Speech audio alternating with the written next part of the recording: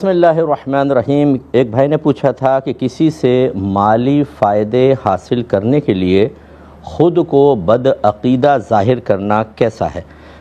اور اگر کوئی ایسا کر دیتا ہے تو اس سے میل جول رکھنا شرعاً کیسا ہے؟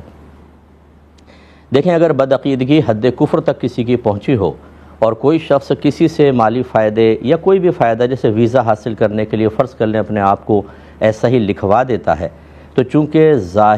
شریعت ظاہر کا اعتبار کرتی ہے اور علماء نے واضح طور پہ لکھا کہ رضا بالکفر کفر،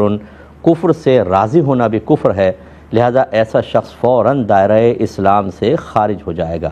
چاہے لاکھ قسمیں کھائے کہ مجھے اس بدعقیدگی یا کفر سے شدید نفرت ہے، لیکن جب آپ نے اپنے آپ کو وہ ظاہر کیا تو شریعت ظاہر پر حکم لگاتی ہے۔ اپنی نیت کا حساب آخرت میں دیجیے گا، دنیا کے اندر ظاہر کا لوگ پابند ہیں، لہذا ایسا شخص دائرہ اسلام سے خارج ہوگا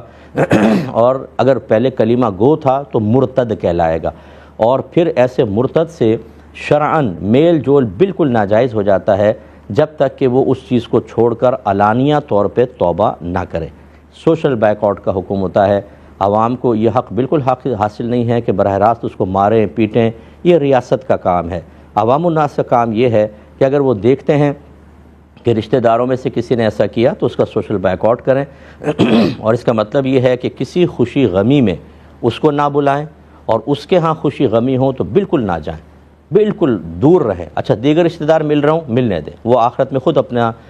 جواب دیں گے، لیکن آپ کے لیے شرعی حکم یہ ہے، اور یہ کیوں ہے؟ تاکہ اس کو اپنے غلطی کا احساس ہو۔ اس میں بھی ہمدردی کا پہلو ہے تاکہ وہ واپس آئے، وہ ارتداد سے واپس آ جائے، وہ کلمہ پڑھے، دوبارہ مسلمان ہو، اور تاکہ وہ جنت میں جائے، ورنہ ایسے رہے گا تو ہو سکتا ہے اس کے لیے جہنم ہو، تو لہذا سوشل بائیک آؤٹ کا حکم ہوگا۔